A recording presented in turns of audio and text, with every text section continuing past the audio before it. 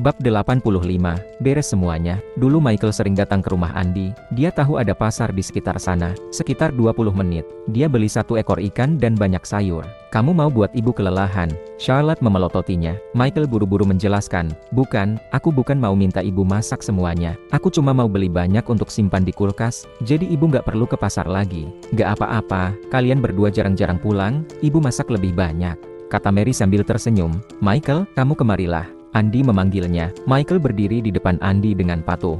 Kenapa kamu berdiri di sana? Mau jadi penjaga pintu? Kata Andi. Aku baru akan duduk kalau ayah menyuruhku duduk.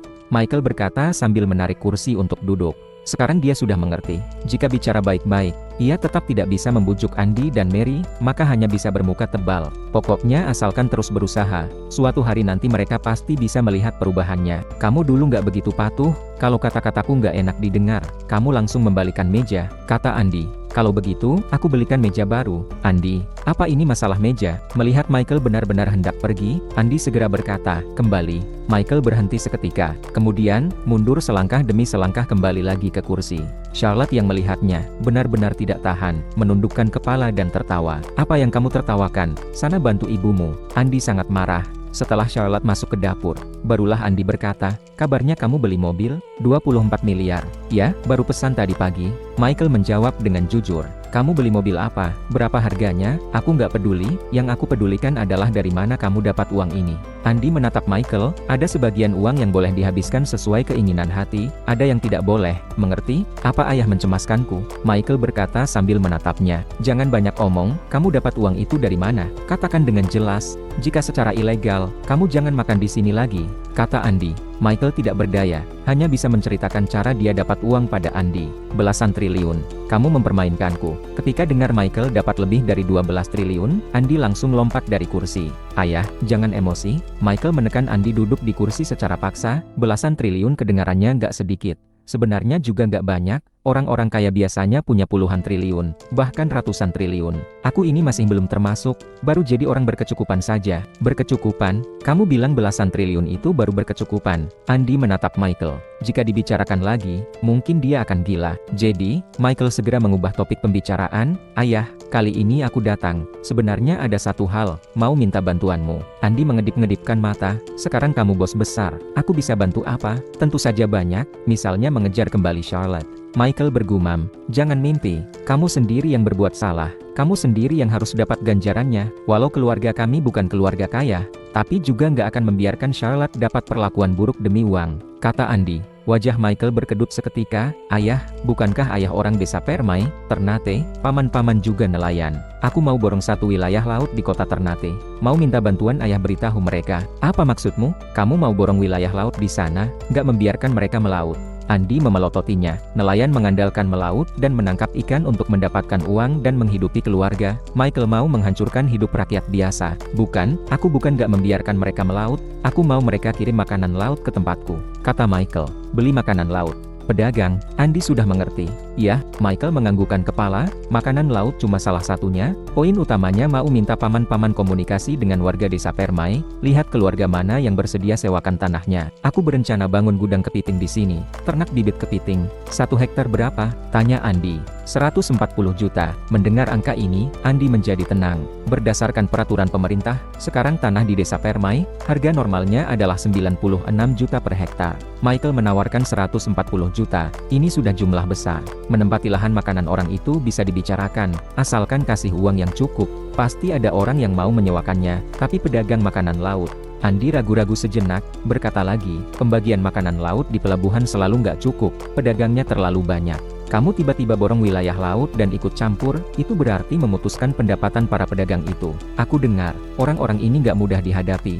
Sering ada perkelahian di pelabuhan, karena berebutan. Ayah memang peduli padaku, terima kasih, ayah, kata Michael dengan serius. Aku bicara serius, kamu ngomong apa? Andi memelototi Michael, kapan mau mulai? Aku akan minta paman-pamanmu datang kemari lebih cepat. Sebaiknya secepat mungkin, kata Michael. Yang paling dia butuhkan saat ini adalah dana, untuk membuka jalan bagi perusahaan farmasi. Meski pendapatan masalah borong wilayah laut dan sewa lahan makanan tidak secepat pasar saham, tapi juga tidak terlalu lambat.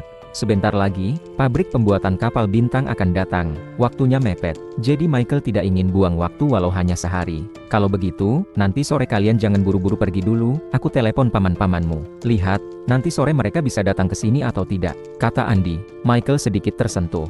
Mungkin sifat Charlotte sama seperti Andy, bermulut tajam dan berhati lembut. Dia sendiri baru saja mengungkit masalah ini, tapi dia langsung mulai mengaturnya. Dibandingkan makan malam waktu itu, kali ini Michael makan sampai kenyang. Andy dan Mary juga tahu, ikan mas goreng dan ayam betutu ini, sebenarnya bukan Charlotte yang mau, melainkan Michael. Karena dulu dia memang suka dua sayur ini.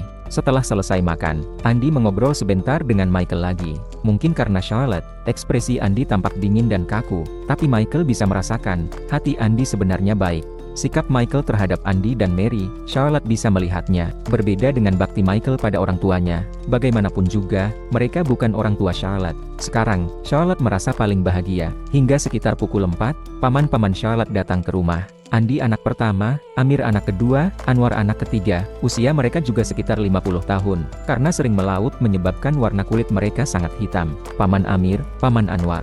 Michael menyapa mereka. Tentu saja mereka berdua tahu masalah Charlotte. Mereka tampak acuh tak acuh terhadap Michael. Michael juga tidak peduli, menuangkan teh untuk mereka berdua. Mary juga mengeluarkan camilan yang dibawa Michael waktu itu, ada kue kering dan yang lainnya. Kakak ipar, jangan repot-repot.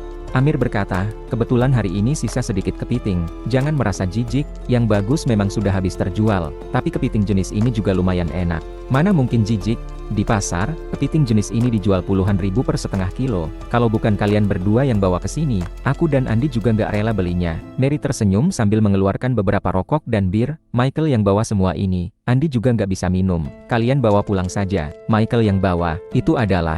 Belum selesai bicara, Anwar sudah melihat tulisan Remy Martin EXO. Dia mungkin tidak tahu Remy Martin EXO, tapi dia tahu rokok filter surya eksklusif itu. Kata-kata yang hendak dia ucapkan, tiba-tiba tidak jadi diucapkan. Saat ini Michael duduk dan berkata, Paman Amir, Paman Anwar, akhir-akhir ini aku selalu sibuk, nggak ada waktu jenguk kalian. Aku rasa ayah juga sudah menceritakan sedikit. Lain kali aku ke desa Permai lagi, akan bawa lebih banyak untuk kalian. Dibandingkan dengan kepolosan Andy, Amir dan Anwar lebih cerdas. Mereka tidak mengungkit ini, melainkan bertanya, kamu berencana borong wilayah laut di kota Ternate, jual makanan laut. Ini bukan poinnya, poin utamanya mau minta Paman Amir dan Paman Anwar bantu aku berkeliling desa, kata Michael. Kenapa kamu mau ternak bibit kepiting? Hampir gak ada orang yang ternak ini, modalnya besar, resikonya tinggi, pasarnya juga gak bisa dibandingkan dengan kota damai, kata Amir. Michael tersenyum, aku merasa ini bisa menghasilkan keuntungan. Kamu merasa bisa dapat untung. Kalau uang begitu mudah didapatkan, semua orang akan jadi orang kaya, kata Amir. Paman Amir, tolong bantulah. Charlotte berkata dengan manja. Amir melirik Charlotte, kita semua tahu masalah kalian berdua, kenapa sekarang kamu masih bela dia? Kalau bukan karena akhir-akhir ini sibuk melaut, aku dan Anwar sudah pergi menghajarnya. Michael tampak sangat canggung. Hubungan Andy sekeluarga sangat baik. Amir dan Anwar juga sangat menyayangi Charlotte. Bagaimanapun juga, mereka berdua hanya punya putra, tidak punya putri. Michael tidak merasa Amir hanya bicara saja. Kalau bukan karena dirinya sadar tepat waktu, mungkin ia benar-benar akan dihajar. Paman Amir, yang sudah berlalu, biarlah berlalu. Sekarang kita bahas masalah penting. Charlotte berkata dengan pelan, masalah sewa lahan makanan, kita bisa bantu lihat-lihat, tapi masalah jual makanan laut, lebih baik jangan. Para pedagang makanan laut itu nggak mudah dihadapi, mereka punya latar belakang. Kalau menyinggung mereka, apapun bisa mereka lakukan. Jelas Amir. Kalau begitu, terima kasih Paman Amir dan Paman Anwar. Michael tersenyum, lalu berkata lagi, Jimmy dan Simon kerja apa sekarang? Kelak aku mungkin butuh banyak karyawan. Kalau mereka bersedia pulang, minta mereka kemari bantu aku. Aku nggak akan merugikan mereka. Jimmy adalah putra Amir, Simon adalah putra Anwar. Kamu jangan berharap, mereka sekarang punya kerjaan, gajinya 10 juta sampai 12 juta sebulan, dapat semua tunjangan. Ngapain mereka pulang melakukan pekerjaan yang lelah ini denganmu? Anwar sangat tidak sungkan. Michael mengangkat bahu, sebulan 10 juta sampai 12 juta. Dia melihat Amir dan Anwar baik pada Charlotte, makanya berencana membantu mereka. Karena mereka tidak menghargainya, Michael pun malas bicara lagi. Bab 86, Rumah Baru. Sekitar jam 17:30, Amir dan Anwar pulang bersama. Mereka tidak makan di sini karena takutnya akan terlambat mengejar bus untuk pulang. Michael dengan istri dan anaknya pulang dengan mobil usai makan malam di sini. Setelah mengantar Charlotte dan Celine pulang ke Komplek Citra Raya, Michael menemukan dua mobil Lamborghini tipe urus di bawah gedung. Siapa lagi jika bukan Julia dan Kevin? Mereka berdua akan menginap di hotel malam ini karena belum menemukan rumah yang cocok. Setelah berpesan beberapa hal pada Julia mengenai pembukuan, Michael kemudian meninggalkan komplek Citra Raya. Celine menatap kepergiannya dengan tak rela. Michael benar-benar sibuk. Waktu sudah pukul 22 saat dia tiba di apartemen. Michael menelepon Robin tanpa peduli apakah dia sudah tidur atau belum. "Kamu punya kenalan di Kementerian Perikanan, enggak?" tanya Michael. Robin ternyata memang belum tidur. Dia berkata, "Sebenarnya, aku sudah cari tahu masalah ini sore tadi. Kita nggak perlu cari pihak Kementerian Perikanan. Kota Ternate nggak berbeda sama Kabupaten Malaya dan Kota Samudera. Kalau kita mau mengontrak wilayah laut, itu sama saja dengan berinvestasi di Kota Ternate. Pihak pemerintah kota pasti akan menyambut kita dengan senang hati."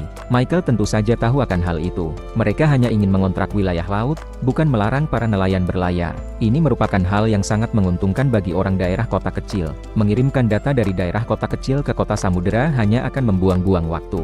Kita sekarang kekurangan waktu. Michael menjelaskan. Ternyata begitu. Robin juga tahu prosedurnya sangat rumit. Dia langsung berkata, "Kalau gitu, aku akan coba memohon pihak Kementerian Perikanan untuk memudahkan prosedurnya sebisa mungkin." "Baik. Kita akan ke kota Ternate besok pagi," ujar Michael. Usai menutup telepon, Michael menghubungi Yoshua. "Kak Yoshua belum tidur, kan? Aku baru saja mau tidur." "Ada apa?" tanya Yoshua. Michael mengatupkan bibirnya. "Semasa bekerja di perusahaan pinjaman dulu, kamu seharusnya kenal dengan orang perusahaan penyedia jasa pengawal, kan?" Jantung Yoshua berdetak kencang. Dia segera berkata, "Siapa yang menyinggungmu?" "Michael, katakan saja siapa namanya. Akan kuhabisi sekarang juga, jangan bicara sembarangan. Siapa yang mau menyinggung rakyat jelata sepertiku tanpa sebab?" Michael menggelengkan kepalanya lalu berkata, "Siapkan beberapa orang. Para pedagang seafood itu sulit dihadapi. Aku mau cari pengawal untuk mencegah terjadinya perselisihan." "Baiklah. Hubungi aku kapan saja," ujar Yoshua. "Untuk cara halus, harus andalkan Robin. Sementara untuk cara keras, tentu saja Yoshua yang paling cocok." Pada pukul 8 keesokan paginya, Michael tidak mengemudikan mobil. Robin yang datang ke apartemen untuk membawanya menuju kota Ternate. Sesuai dugaan, para pemerintah kota menyambut hangat kedatangan Michael dan Robin untuk berinvestasi. Pemerintah kota sudah memberi persetujuan, jadi yang harus dibahas sekarang adalah masalah biaya kontrak. Wagon sebagai perbatasan di selatan, Sidura sebagai perbatasan di utara. Total luasnya 500 mil laut persegi. Semua wilayah laut itu dikontrak. Sejujurnya, pemerintah kota Ternate tidak menyangka Michael dan Robin akan serakus itu. Harus diketahui, sebuah lapangan sepak bola saja baru seluas 7.140 meter persegi. Dengan kata lain, 1 mil laut persegi setara dengan 140 buah lapangan sepak bola. 500 mil laut persegi berarti setara dengan 70.000 buah lapangan sepak bola. Namun, mereka tentu saja tidak akan menolak. Makin besar wilayah yang dikontrak, maka biaya pun akan makin besar. Harga yang disepakati pada akhirnya adalah 1 miliar rupiah per 1 mil laut persegi. Batas waktunya selama 100 tahun. Total biaya kontraknya sejumlah 500 miliar rupiah. Pihak pemerintah kota tentu harus melapor mengenai jumlah biaya kontrak sebesar ini kepada pihak pemerintah kabupaten. Robin sebelumnya sudah meminta tolong. Apalagi, ini bukanlah hal yang ilegal atau melanggar aturan. Pihak pemerintah kabupaten dan kota akan sangat senang bila bisa menarik investor. Jadi, urusan sudah beres begitu selesai tanda tangan. Meskipun begitu, pengurusan semua prosedurnya hingga selesai masih membutuhkan waktu selama 3 hari penuh. Dalam selang waktu 3 hari ini, Michael tidak diam saja menunggu prosedurnya selesai. Dia juga menyerahkan materi yang relevan tentang pembangunan gudang kepiting pada pemerintah kota. Awalnya Michael mengira urusan ini tidak akan mudah karena konstruksi bangunan tidak diperbolehkan sekarang. Namun, pihak pemerintah kota tidak begitu menyulitkan mereka. Mungkin itu karena mereka telah mengontrak wilayah laut. Hal yang harus dilakukan seperti membayar uang dan menyiapkan material bangunan tetap dijalankan. Sejauh ini, masalah kota Ternate sudah selesai setengah. Selanjutnya, tinggal melihat berapa banyak orang di desa Permai dan desa sekitarnya yang bersedia menyewakan tanahnya. Kali ini, Michael tidak hanya ingin mencari keuntungan dari penjualan seafood, tetapi juga dari tambak kepiting, pemindahan gudang kepiting, dan wilayah laut yang ditempati oleh galangan kapal. Tanggal 18 September, Robin menelepon Michael untuk mengabarinya bahwa rumah sudah dipilih. Lokasinya di kota Ternate. Itu adalah salah satu kawasan kompleks perumahan dengan harga rumah termahal di kota Samudera. Luas bangunan minimal 200 meter persegi dan maksimal 500 meter persegi. Tidak ada villa, semuanya adalah apartemen mewah. Apartemennya sudah didekorasi dan siap huni. Harganya 160 juta rupiah hingga 220 juta rupiah per meter persegi.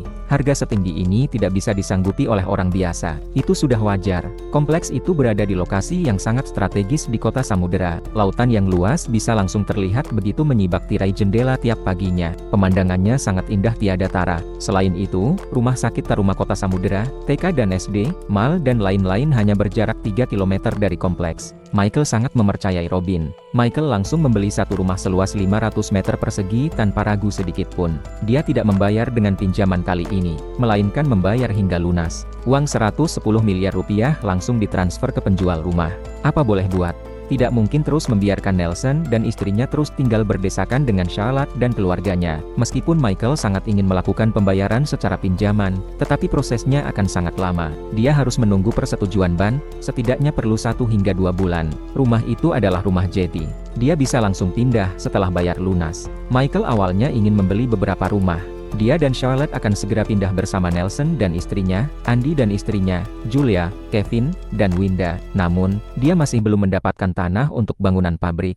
Dia juga tidak tahu berapa biaya yang dihabiskan untuk membangun perusahaan farmasi. Jadi, Michael terpaksa menyerah dulu. Lagi pula, dia sudah memprediksi bahwa rumah di kota Ternate tidak begitu mudah terjual. Meski rumahnya bagus, harganya sangat mahal. Tanggal 20 September, Nelson dan Julia pindah dari kontrakan ke rumah di kota Ternate secara resmi. Mereka berdiri di depan jendela raksasa seluas 50 meter persegi lebih, memandangi permukaan laut yang berkilauan. Semua orang melongo. Michael pun menghirup udara laut sedalam-dalamnya. Dia dulu sering berhayal membeli rumah super besar, yang memiliki meja rias pribadi untuk Charlotte, juga memiliki ruang bermain pribadi untuk Celine. Namun, dia tidak pernah berani membayangkan rumah sebesar ini. Saat melihat Charlotte yang sedang melongo, Michael berjalan mendekatinya dan memegang tangannya dengan lembut.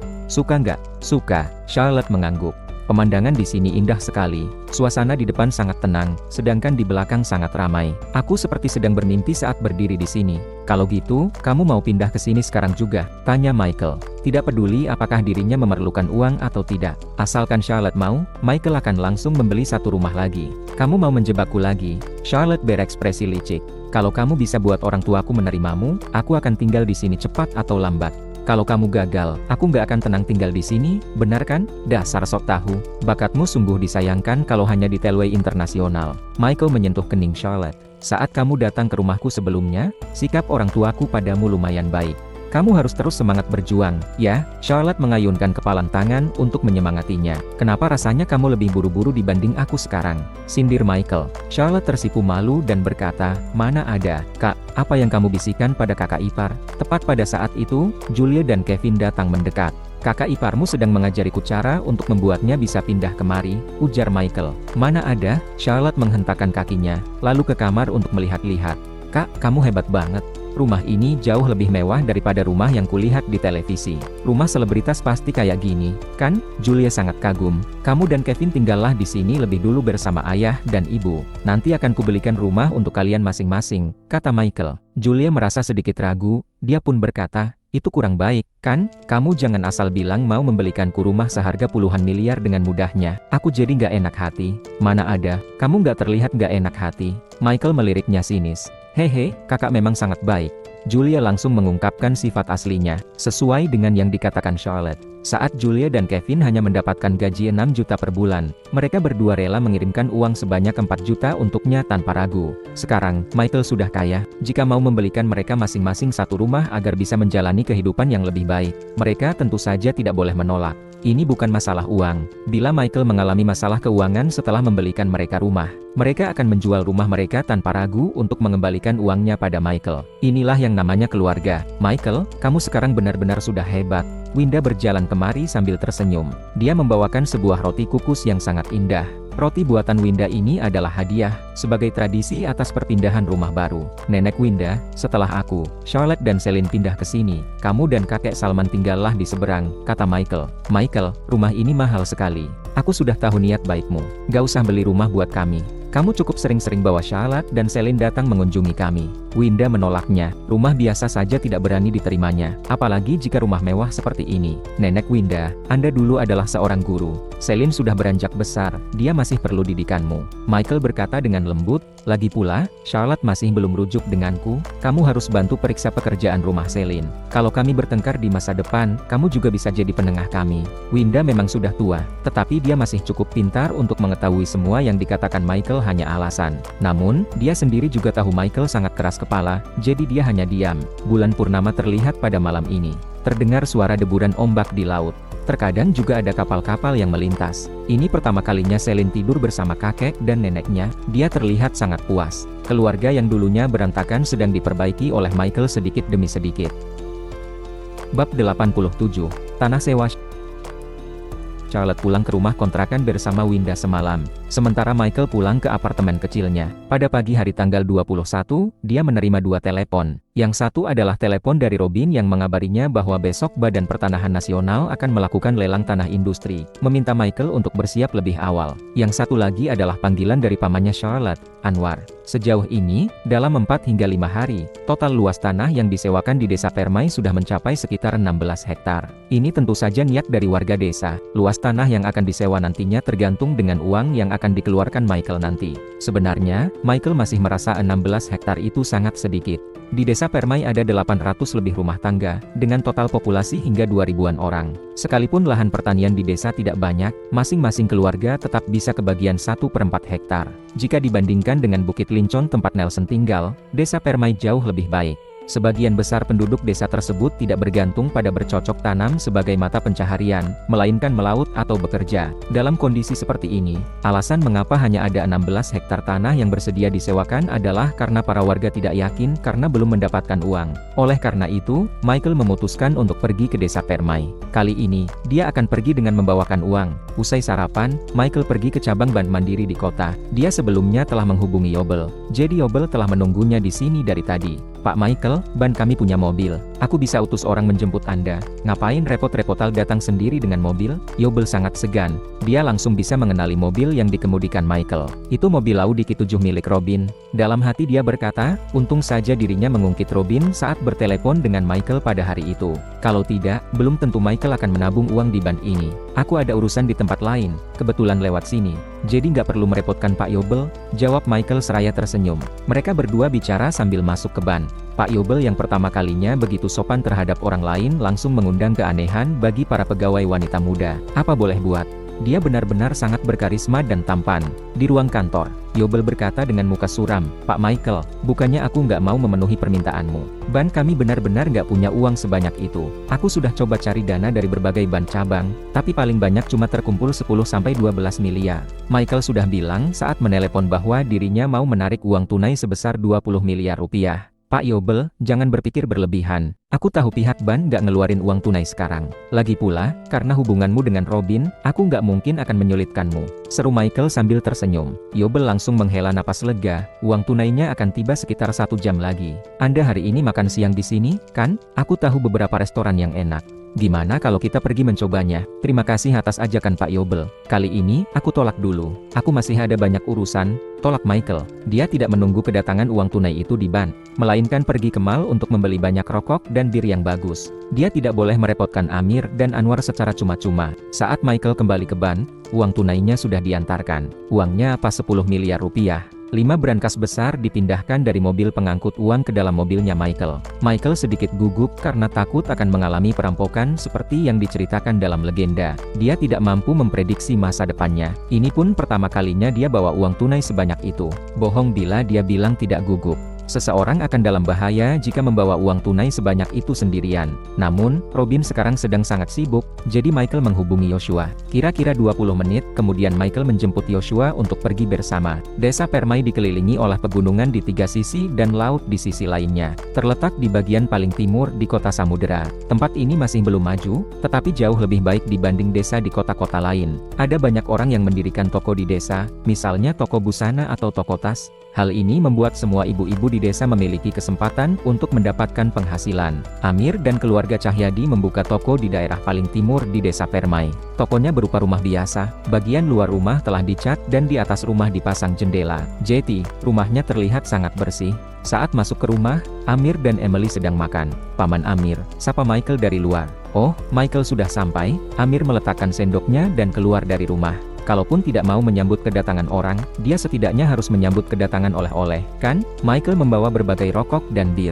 Amir langsung menyadarinya dalam sekilas. Belum makan, kan? Ayo masuk dan makan. Emily juga datang. Dia bicara sambil menerima barang yang dibawakan Michael dan Yoshua. Rokoknya banyak banget. Bahkan ada bir bagus. Michael, ngapain bawa begitu banyak barang? Kamu nggak perlu begitu saat datang ke rumah pamanmu. Emily tersenyum ceria. Ini nggak banyak. Itu karena aku mau merepotkan Paman Amir dan Paman Anwar. Kalian bagi dengan Paman Anwar. Ya, ujar Michael. Ayo cepat duduk. Emily mempersilakannya duduk, lalu segera membereskan meja. Barang yang dibawakan Michael ini setidaknya seharga puluhan juta. Michael juga membawakan kopi luwak dan daging sapi Kobe untuk mereka. Jadi Emily tentu saja harus melayaninya dengan baik. Paman Amir, mari kuperkenalkan dengan mitra kerjaku, Yoshua. Michael memperkenalkan. Halo, Amir dan Yoshua bersalaman. Selanjutnya, mereka mulai membahas urusan penting. Michael berkata, Paman Amir, 16 hektar sedikit. Desa Permai punya tanah 133 hingga 200 hektar lebih. Semua keluarga nggak andalkan tanah itu sebagai mata pencaharian. Dengan harga sewa 140 juta per hektar, memangnya masih ada orang yang nggak mau menyewakannya? Bukan gitu. Beberapa orang tua sangat menghargai ladang, tapi alasan utamanya karena mereka belum dapat bayarannya. Baru-baru ini ku dengar, kompensasi untuk tanah di wilayah kami ini sebesar 96 juta untuk 1 hektar. Mereka tentunya senang kalau kamu bayar 140 juta untuk 1 hektar. Tapi, mereka pasti nggak berani percaya kalau hanya dengar dari mulutku dan Anwar, jelas Amir.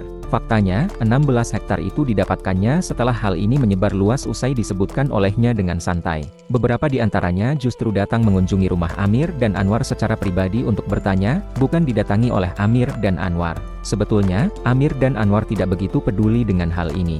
Mereka setuju membantu tanpa hati yang tulus. 140 juta per hektar, belum ditambahkan dengan yang lain, 16 hektar saja totalnya sudah miliaran. Memangnya Michael bisa mengeluarkan uang sebanyak itu? Kak Yoshua, ambilkan 1 brankas kemari, suruh Michael dari kejauhan dengan isyarat tatapan mata. Yoshua memahaminya dan segera pergi dengan membawakan kunci mobil. Di sisi lain, Michael menyerahkan sebatang rokok untuk Amir. Lalu, dia berkata lagi, Paman Amir, bantulah aku sekali lagi. Kebetulan, sore ini orang-orang gak melaut. Bilang ke mereka, tanda tangan penyewaannya dilakukan hari ini juga. Uangnya pun akan langsung dibayarkan setelah tanda tangan. Kamu ada bawa uang? Amir mengangkat alisnya. Tepat pada saat ini, Yoshua membawa sebuah brankas ke dalam. Michael membuka brankas itu. Uang berwarna merah terlihat memenuhi brankas. Amir dan Emily tidak pernah melihat uang tunai sebanyak itu. Mata kedua orang itu terbelalak. Michael mengeluarkan 5 gepok uang baru, lalu bicara sambil tersenyum. Aku nggak enak hati memintamu dan Bibi bantu secara cuma-cuma. Anggap saja 100 juta ini hadiah dariku dan Charlotte.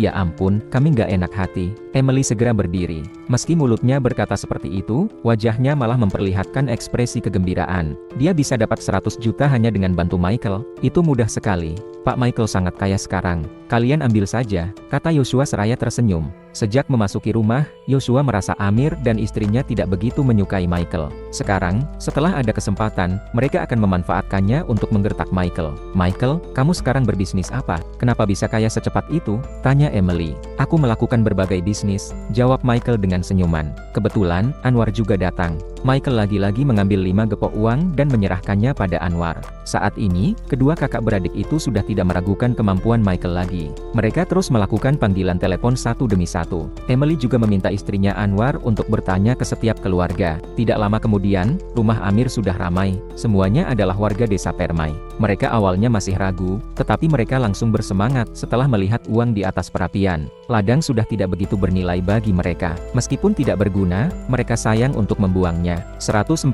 juta untuk 1 hektar. Apalagi tanah itu hanya disewa 10 tahun. Tanah itu nanti tetap adalah tanah mereka. Itu sangat menguntungkan. Michael dan Yoshua sibuk mengurus penandatanganan hingga sore. Ada yang dibayar secara transfer ban, ada yang dibayar tunai karena tidak bisa transfer. Semua itu tidak masalah, yang penting dibayar. bayar. Amir, ada orang hebat di keluarga kalian.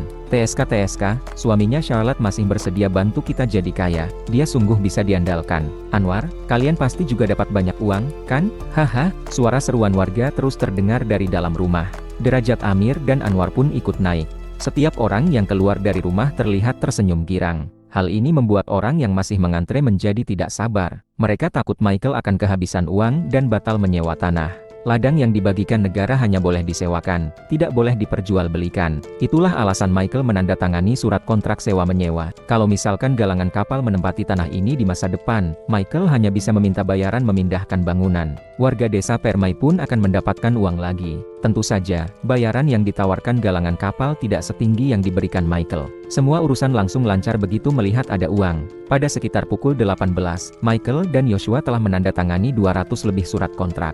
Luas tanah yang disewa mencapai 56 hektar. Michael tentu saja belum puas dengan luas sebanyak itu. Itu karena pembangunan galangan kapal di desa Permai nantinya akan memerlukan tanah seluas 133 hektar lebih. Sedangkan sekarang dia baru dapat sepertiga luas tanah yang dibutuhkan. Setelah sibuk hingga pukul 21, rumah masih dipenuhi dengan para warga. Michael, aku buatkan makanan untuk kalian. Ya, Emily sudah berulang kali mengatakan ucapan ini. Dia sekarang sangat menyukai Michael. Nggak perlu. Semua orang sedang menunggu. Maaf sudah ganggu waktu istirahat kalian. Michael tampak merasa bersalah. Dia terus sibuk menandatangani surat kontrak, tidak punya waktu untuk makan. Satu surat kontrak saja bisa mendatangkan keuntungan setidaknya sebesar 4 miliar rupiah lebih di masa depan. Jangan ngomong gitu. Kalau tetap sesegan itu sama Bibi, Bibi akan marah. Emily pura-pura kesal.